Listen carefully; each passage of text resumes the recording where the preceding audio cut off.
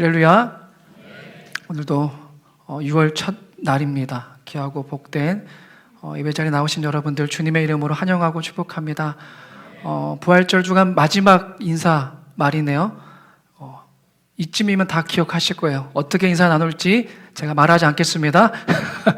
네, 바라보면 행복해집니다. 그렇게 좌우와 앞뒤 바라보시면서 함께 인사 나누겠습니다. 바라보면 행복해집니다. 마지막에요. 바라보면 행복해집니다. 네, 옆에 분들 바라보셔야 됩니다. 진짜 축복해 주셔야 돼요. 우리가 부활절 주간 한 7주 넘게 예수님을 바라보자, 복의 근원, 행복의 근원이 되시는 예수님을 바라보자라는 그런 인사말, 또 그런 운동을 하였습니다. 어떻게 지난 한 주간 예수님 많이 바라보셨습니까? 제가 늘 주일마다 여쭙습니다. 그렇게 바라보셨는지. 네. 부활절 주간이 끝났다고 해서 이제 안 바라보시거나 다른 것 바라보시면 안 된다는 거 잘 아실 거예요. 뭐 반응이 없으세요. 끝까지 주님을 바라보시고 또 늘 주님 안에 거할 수 있기를 주님의 이름으로 축원합니다. 바라본다라는 것을 한번 다른 말로 바꾸면은 오늘 말씀 제목과도 같아요. 예수를 바라본다라는 것은 예수를 깊이 생각하라. 예수를 깊이 생각한다. 깊이 생각하라. 이와 같은 말이에요. 생각은 정말 중요하죠. 그 사람의 언어나 인격이나 삶이나 그 사람의 모든 것을 지배하는 것이 생각이에요. 그래서 추하고 더러운 생각을 하고 있는 사람은 어때요? 아무리 그 사람이 깨끗하고 좋은 환경에 있다 하더라도 더러운 말과 더러운 행동을 할 수밖에 없어요. 반대로 아무리 누추하고 초라하고 고통스러운 상황에 있다 할지라도 그 사람의 생각이 올바르고 또 그 사람 생각이 깨끗하다면은 좋은 말, 누군가에게 힘을 주고 아름다운 말과 행동을 할 수 있게 된다라는 것입니다. 그래서 마귀는 우리를 공격할 때에 어디를 가장 먼저 공격하냐? 우리의 생각, 우리의 마음을 공격한다라는 거예요. 환경을 먼저 공격하지 않습니다. 환경은 여러분, 우리가 생각할 땐 환경이 중요할 것 같지만 그렇지 않아요. 우리의 마음과 생각이 중요해요. 그걸 제일 잘 알고 있는 게 마귀이기 때문에 우리의 생각과 마음을 공격해요. 먼저 우리의 마음과 생각 속에 찾아와요. 그리고 사람들의 생각 속에 악한 생각을 접붙입니다. 처음엔 조금씩 접붙여요. 그리고 영역을 조금씩 넓혀가면서 그 사람의 생각을 지배하고 결국에는 그 사람을 통제하게 된다라는 것입니다. 일단 마귀가 우리의 생각을 통제하기 시작하면은 우리의 육체가 지배당하는 것은 순식간이죠. 여러분, 마음의 생각, 우리의 마음과 생각은 전쟁터와 같아요. 지금 여러분 그런 전쟁을 치르고 오셨잖아요. 지금도 치르고 계실 수도 있어요.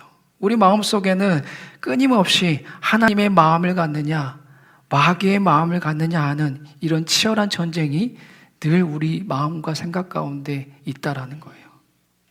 제가 오늘 여러분께 여쭙겠습니다. 오늘 여러분의 마음은 누가 지배하고 있습니까? 잘 모르겠어요?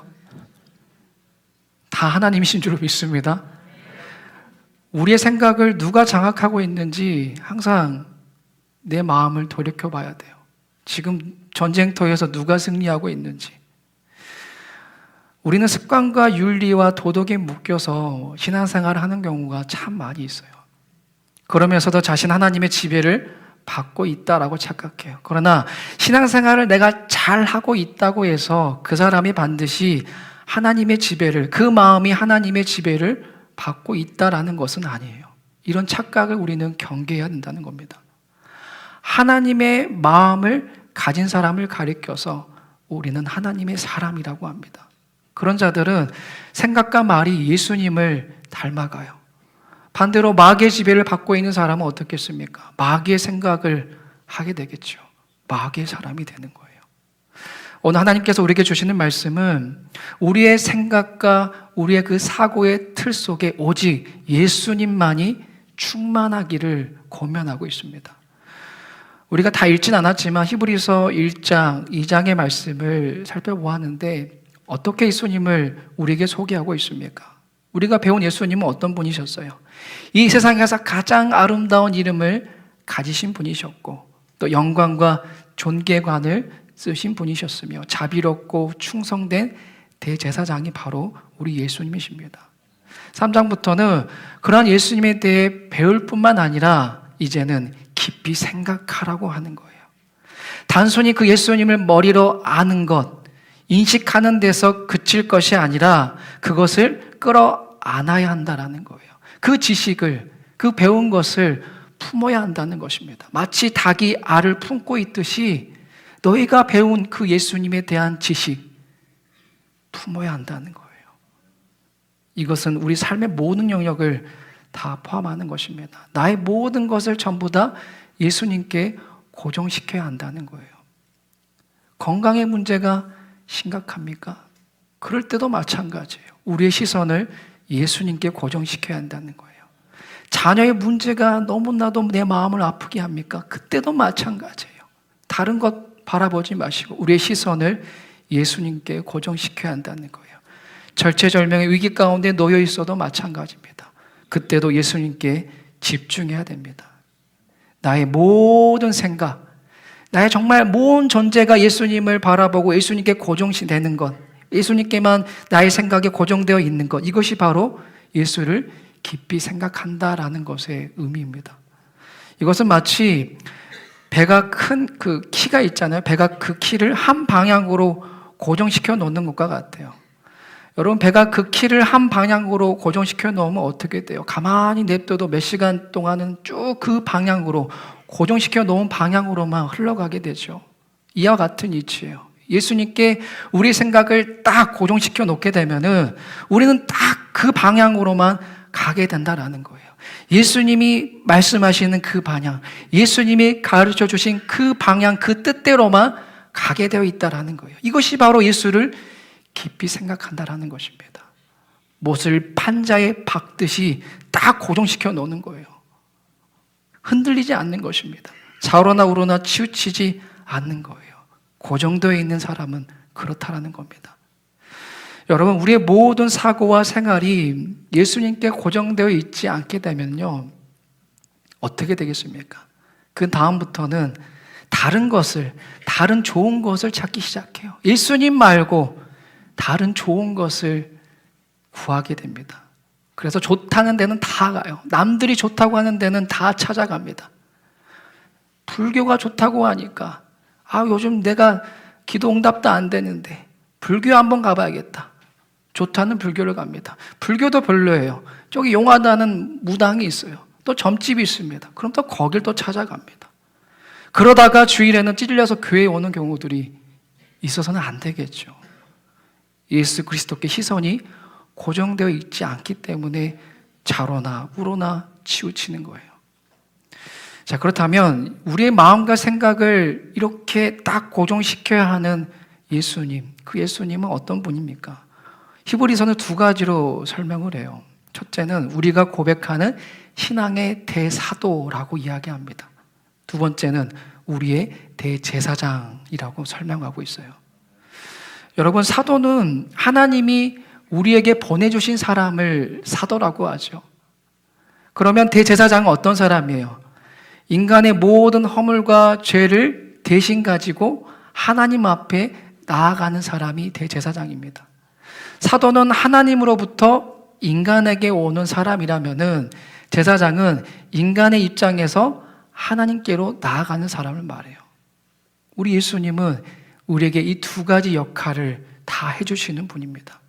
예수님은 참으로 우리의 중보자세요.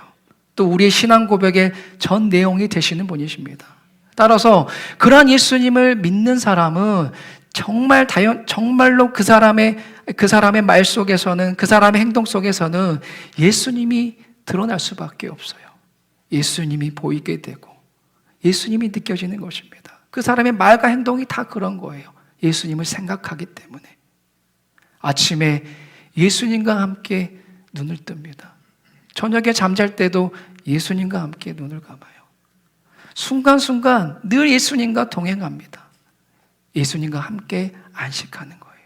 그의 삶 가운데 예수님이 지배하지 않는 영역은 단 한 곳도 없습니다. 자녀 교육 문제도 마찬가지고, 부부 관계에서도 마찬가지고, 직장에서나 모든 인간관계 속에서 하나님이, 예수님이 다 개입하십니다. 아니, 개입하셔야만 해요. 여러분, 마귀가 우리에게 와서 하는 일이 있습니다. 첫 번째가 뭐겠어요? 예수님을 믿지 못하도록 역사하는 그 일을 하죠. 이게 잘 안 됐어요. 이것에 실패하면은 다음 단계로 넘어가요. 이렇게 우리를 유혹합니다. 그래, 교회는 가거라. 그런데 가더라도 예수 이야기는 될 수 있으면 하지 마. 무슨 말입니까? 대충 믿으라는 거예요. 그냥 교회는 몸만 다니고 대충 믿으라는 겁니다. 그냥 믿는 척 하면서 살라는 거예요. 구질구질하게 아무 데서나 예수 이야기 하지 말고 그냥 예수 비슷한 이야기나 하라는 거예요. 또 사탄은 자꾸 이렇게 우리를 유혹해요. 교회 다니는 건 다 좋은데 꼭 그렇게 열심히 다닐 필요는 없어. 적당하게 형식적으로 습관적으로 다녀도 돼. 교회 가봤자 뭐하냐? 다 그게 그거지. 그 설교가 그 설교 아니야. 지난주 설교랑 이번 주 설교랑 뭐가 달라? 똑같잖아. 똑같은 얘기 하잖아. 아예 안 가기는 좀 그러니까 적당하게, 적당히 앉아있다가 적당히 기도 좀 하고 적당히 헌금이나 하고 와 라고 우리를 유혹해요. 혹시 이 자리 가운데 찔리시는 분이 없기를 바랍니다. 마귀가 우리 앞에 놓는 또 다른 유혹의 덫이 있어요. 그게 뭐냐면은 이거 좀 심각해요. 바로 우리 자신입니다. 마귀는 우리 마음속에 이런 생각을 집어넣어요. 참 교묘합니다. 내가 너를 안다. 내가 얼마나 너가 귀중한 존재인지를 안다. 여기까지는 좋아요. 너의 자아와 자존심이 얼마나 소중한지를 내가 잘 안다. 자존심이 상했느냐? 그런데 교회는 왜 가느냐? 세상에서 제일 중요한 건 너 자신이다. 너가 있고 그 다음에 예수가 있는 거다. 네 가정이 있고 예수가 있는 거야. 네 가정이 손해보는데 뭐하러 교회 가느냐? 너에게 조금이라도 손해가 본다면은, 그 손해가 있다면은 절대로 교회 가지 마라. 네 자존심에 조금이라도 상처를 받거나 남한테 욕먹거나 오해를 받으면은 그까지 교회 다닐 필요 없다. 차라리 다른 교회 가거라. 이런 유혹. 이처럼 마귀는요, 예수님 대신에 여러 가지 것들을 다 갖다 넣어요. 나, 우리 가족, 나의 자존심 등을 갖다 놓습니다. 예수님 대신에. 그럼 우리는 어떻게 될까요? 그 유혹에 넘어가게 되면 하나님이 없는 사람은 당연히 마귀의 밥이 될 수밖에 없어요. 예수님이 없으면요, 마귀는 그 사람의 그 모든 것을 다 지배할 수가 있어요. 예수님이 없으면 마귀는 그 어떤 곳이라도 들어갈 수 있습니다. 예수님 없는 다락방 모임에 가서 사람들이 세상 돌아가는 얘기나 하다가 시간 다 보내고 간단히 마친 기도만 하고 흩어지게 만듭니다. 예수님 없는 소그룹 모임에 가서 먹고 마시며 그냥 사교 활동이나 하자는 분위기로 이끌면서 도무지 예수님 얘기를 하지 못하게 만들어요. 만약 그렇게 되면 어떻게 되겠습니까? 아무리 교회 안에 그런 모임이 있다 하더라도 그 모임이나 그 다락방 모임 가운데에, 그 소그룹 가운데에 예수님 얘기가 단 한마디도 없다면은 우리 영혼은 점점 땅으로 떨어질 수밖에 없어요. 우리 신앙은 바닥을 치게 된다는 겁니다.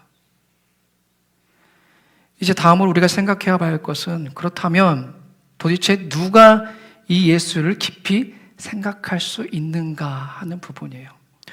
오늘 말씀을 보세요. 3장 1절의 상반절만 함께 읽어볼까요? 화면을 보시면 됩니다. 3장 1절 상반절 함께 읽습니다. 시작. 그러므로 함께 하늘의 부르심을 받은 형제들아. 아멘. 이런 사람만이, 하늘의 부르심을 받은 거룩한 형제들, 이런 사람만이 예수님을 깊이 깊이 생각하고 예수님만을 말하게 된다는 거예요. 여러분, 제가 예수님을 믿지 않는 누군가에게 다른 무엇보다도 당신 예수님을 깊이 생각하셔야 돼요. 다른 것 생각하지 마시고 예수님만을 정말 생각하셔야 돼요 라고 말한다면 그 예수 믿지 않은 사람은 제 말을 듣고 뭐라고 반응할까요? 너나 잘 믿으세요. 너나 그렇게 생각하면서 사세요 라고 반응이 오겠죠. 그러나 제가 오늘 여러분에게 정말로 예수님만을 깊이 생각하셔야 합니다. 예수님만을 바라보셔야 합니다 라고 말씀드린다면 여러분 어떻게 반응하시겠습니까? 너나 그렇게 하세요 라고 하실 분 없겠죠. 다 여러분들 그 말에, 그 말씀에 공감하고 또 은혜롭게 받아들일 거예요. 심각하게 받아들일 것입니다. 그 차이가 뭘까요? 여러분은 이미 하나님의 부르심, 거룩한 부르심을 받은 사람이기 때문에 제가 하는 이 말씀이 들어갈 수 있는 거예요. 여러분은 그렇게 하나님의 거룩한 부름을 받은 사람이라는 거예요. 아무나 이 말씀을 듣는 것이 아닙니다.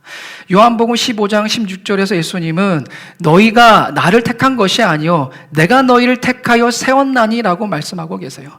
로마서 1장 6절에서는 성도를 가리켜서 예수 그리스도의 것으로 부르심을 받은 자라고 표현합니다. 디모데전서 6장 11절은 오직 너 하나님의 사람아 라고 표현하고 있어요. 그렇게 말하고 있습니다.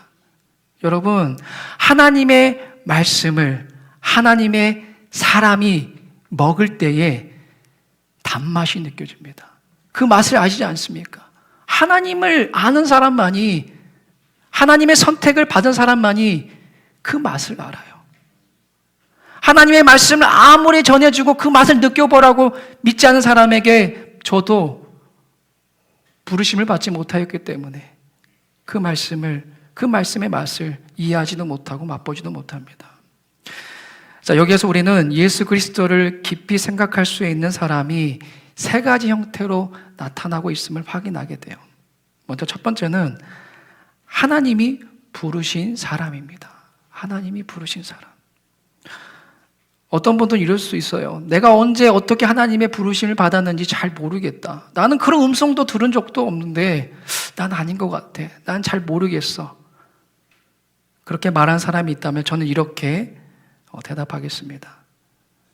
당신이 이 자리까지 온 걸 보니 분명히 하나님의 부르심을 받은 사람입니다. 하나님께서 부르지 않은 사람은 이곳이 견딜 수 없는 자리입니다. 한 시간만 이 자리에 앉아 있을 수 있다면 당신은 분명히 하나님의 부르심을 받은 사람입니다. 여러분, 부름을 받되 누가 불렀는가가 중요하죠. 대통령이 당신 장관하시오 하면은 그 말대로 장관이 되는 거예요. 근데 제가 당신 장관하시오 하면은 헛소리죠. 말도 안 되는 소리입니다. 그래서 누가 말했느냐가 참 중요해요. 제가 여러분에게 서로 사랑합시다 라고 말하는 것과 우리 예수님께서 이 자리 가운데 서로 사랑하여라 하는 말 차이가 엄청나죠. 권위의 차이가 있습니다. 권위가 전혀 달라요. 목사가 여러분을 부른 게 아니에요. 교회가 여러분을 부른 것도 아닙니다. 누가 부르셨습니까? 오직 하나님께서 저와 여러분을 부른 겁니다. 이 사실을 믿으시기 바라요. 지금 이 자리에 물론 자의로 오신 분도 계실 것이고 타의로 너 안 가면 죽여버리겠다 해가지고 뭐 오는 자녀들도 있을 수도 있어요. 상관없어요. 하나님께서 여러분을 어떻게든 이 자리 가운데 부르셨다라는 이 사실을 믿으시기 바랍니다. 내가 인정하지 않아도 그건 사실이에요, 여러분. 그게 중요합니다. 예수 그리스도를 깊이 생각할 수 있는 사람의 두 번째 형태는 거룩한 사람입니다. 거룩한 사람이란 말은 구별된 사람이란 뜻이죠. 구별이 없으면 변화가 없습니다. 야, 예수 믿는 너나 안 믿는 나나 뭐가 다르냐? 다를 게 뭐 있느냐? 이런 말을 우리는 들어서는 안 된다는 거예요. 변화와 이 차이는 다를 때에 일어나는 것입니다. 예수 믿는 사람이 안 믿는 사람과 하나도 다를 것이 없다면 그 사람에게서 무슨 변화를 기대할 수 있겠습니까? 예수 믿는 사람이라면 달라야 돼요. 직장 생활 태도도 달라야 합니다. 예수 믿는 사람은 말하는 것도 좀 달라야 돼요. 생각이나 행동하는 것도 좀 달라야 합니다. 이것이 진짜 성도예요. 거룩한 사람, 구별된 사람, 조금 다른 사람이 되어야 돼요. 근데 달라도 어떻게 달라야 될까요, 여러분? 좋은 쪽으로 달라야 되겠죠. 자, 주위를 보면은 예수 믿는데도 나쁜 쪽으로 다른 사람들이 아주 많습니다. 우리는 손해보는 쪽으로 달라져야 돼요. 정말 힘든 이야기지만 우리는 손해를 보는 것을 기뻐해야 돼요. 희생하는 것을 즐거워야 한다는 것입니다. 그럴 때에 은혜가 발생하게 돼요. 이거는 법칙이에요, 여러분. 힘들지만 이게 맞습니다. 한 사업가가 정직하게 회사를 운영하려다 손해를 보게 되었어요. 하지만 그는 끝까지 신앙을 지키며 정직하게 회사를 운영했습니다. 결국 하나님께서는 예상치 못한 방식으로 그를 축복하셔서 더 큰 사업의 기회를 얻게 되었습니다. 한 성도가 친구에게 큰 배신을 당했지만 복수하지 않고 용서하기로 결정했습니다. 처음에는 마음이 아팠지만 시간이 지나면서 하나님께서 그의 마음을 치유하시고 그 전에 느끼지 못하였던 마음의 평안을 허락해 주셨어요.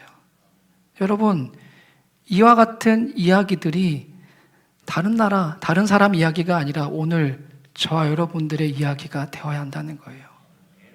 여러분 가정에서도 이런 이야기들이 들려져야 됩니다. 안 믿는 내 남편, 내 아내에게 내가 믿는 사람이라면 뭔가 조금 다른 것을 보여줘야 돼요. 조금이라도 구별된 모습을 보여줘야 합니다. 교회 다니는 사람이 왜 그래? 나보다 더하네. 이런 말 들어서는 안 된다는 거예요. 그리스도인이라면 뭔가 달라야 합니다. 말하는 것이 다르고 행동하는 것이 다르고 생활하는 것이 달라야 합니다. 이 조금 다른 것이 사실은 엄청나게 다른 거예요. 엄청나게 다른 변화를 일으키게 된다는 것입니다. 예수 그리스도를 깊이 생각할 수 있는 사람의 세 번째 형태는요, 형제들입니다. 형제들. 여러분, 형제들이라는 말은 참 아름다운 말이지 않습니까? 우리는 다 그렇게 주님 안에서 형제요, 자매입니다. 교회는 하나님의 집이에요. 교인들은 하나님이 부르신 하나님의 백성입니다. 여러분, 교회는 계급 사회가 아니에요. 목사는 높은 계급에 있는 사람이 아닙니다. 장로가 그 다음 계급에 있고 권사가 그 다음 계급이고 나머지는 그냥 신도인 게 아니에요. 교회에서 왜 싸움이 납니까? 계급으로 만나니 싸움이 나는 거예요. 계급 사이에는 투쟁이 있습니다. 그러나 우리가 형제로 만나면 싸울 일이 없어요. 싸울 필요가 없습니다. 형님이 조금 잘못했는데 그럴 수 있지. 그럴 수도 있지. 동생이 좀 실수했는데 그럴 수도 있지. 그런 거예요. 이것이 바로 참된 기독교 공동체입니다. 여러분, 착각하지 않기를 바라요. 목사나 장로나 권사나 이 집사는 봉사직에 불과하다라는 거예요. 절대 계급직이 아닙니다. 우리는 그리스도 안에서 형제요, 자매이며 그리스도의 피로 하나 된 식구다라는 사실을 여러분 모두가 믿으시기를 바랍니다. 마지막으로 예수님을 깊이 생각해야 하는 이유를 오늘 본문 우리가 히브리서 3장 2절 이하에서 한번 찾아보겠습니다. 쭉 보시면은 히브리서 기자는 예수님을 영물 중에서는 천사보다 더 위대하고 인간 중에서는 모세보다 더 위대한 존재임을 계속 설명합니다. 모세는 구약의 율법을 대표하는 사람입니다. 모세는 하나님의 집에 종으로 충성했다고 히브리서 기자는 말합니다. 오늘 히브리서 기자가 말하는 하나님의 집은 천국이라는 말로 대신할 수 있고 또 그리스도의 몸된 교회라고도 대체할 수 있어요. 자, 그렇다면 예수님은 어떤 분입니까? 하나님의 집에서 모세가 종이라면은 예수님은 뭐겠어요? 그 집의 아들이라고 할 수 있겠죠. 여러분, 집보다 더 중요한 게 뭐예요? 그 집의 주인입니다. 집은 그곳에 누가 사느냐에 따라서 가치가 달라지기도 해요. 백악관이 중요한 이유는 그곳에 미국의 대통령이 살기 때문이에요.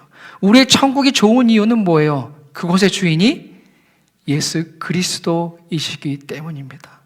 따라서 감옥이라 할지라도 주님이 계시면 천국일 수 있어요. 헐벗고 고통스러운 장소일지라도 예수님이 계시면은 그것이 천국으로 변한다라는 겁니다. 교회 건물보다 더 중요한 것은 그곳에 예수님이 계시냐는 거예요. 우리는 아름다운 건물을 위해서 기도할 것이 아니라 우리의 믿음을 위해서 기도해야 됩니다. 우리의 믿음이 더 커지기를 기도해야 돼요. 그리고 우리의 사랑이 더 깊어지기를 기도해야 됩니다. 교회가 아무리 화려해도 그 안에 있는 사람들이 다 썩어버린다면, 그 썩어져 있다면은 그 교회는 아무 가치가 없는 것입니다.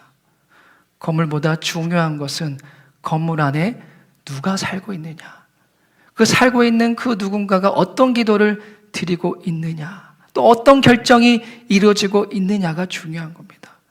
모든 일이 정말 그렇게 하나님을 중심으로 일어나고 있느냐, 이게 바로 중요한 것입니다. 사랑하는 여러분, 여러분은 예수님을 어떻게 생각하고 계십니까? 얼마나 예수님을 생각하고 계세요? 우리의 대사도시며 대제사장이신 예수 그리스도를 깊이 생각하면서 하루하루를 보내시기를 축원합니다. 매일매일 우리는 그렇게 깊이 생각해요. 아까 제가 설교 소도에 말씀드렸잖아요. 늘 우리의 생각과 마음에는 치열한 전투가 벌어지고 있다고. 하나님의 마음을 갖느냐, 마귀의 마음을 갖느냐. 여러분, 예수를 깊이 생각하는 사람, 그 사람에게는 반드시 하나님의 마음을 품게 될 것이고 예수 그리스도의 향기가 날 것이며 예수 그리스도의 말과 행동이 나타나게 될 줄로 믿습니다. 여러분 모두가 나의 모든 생애를 오직 예수님께만 고정시키셔서 그분의 뜻을 알고 그분의 뜻을 이뤄낼 수 있기를 주님의 이름으로 간절히 축원합니다. 기도하겠습니다. 하나님, 예수를 바라보는 우리들, 예수를 깊이 생각하는 저희들 되게 하여 주옵소서. 우리의 마음이 그렇게 되길 원합니다. 악한 마귀의 유혹 앞에, 지금도 수시로 공격해오는 그 유혹과 시험 앞에 적당히 타협하면서 적당하게 하나님과의 관계를 유지하는 주님, 그런 어리석은 모습의 종이 되는 것이 아니라 내가 정말 하나님을 믿고 정말 예수님이 대사도시고 대제사장님을 믿는다면 주님 온전하게 예수님을 깊이 생각하고 그분만을 바라보며 그분만을 소망함으로 말미암아 우리의 모습 속에서 예수 그리스도의 사랑이, 예수 그리스도가 보이는 그런 역사가 있게 하여 주시옵소서. 그런 그의 공동체가 되게 하여 주시옵소서. 예수님의 이름으로 기도드리옵나이다. 아멘.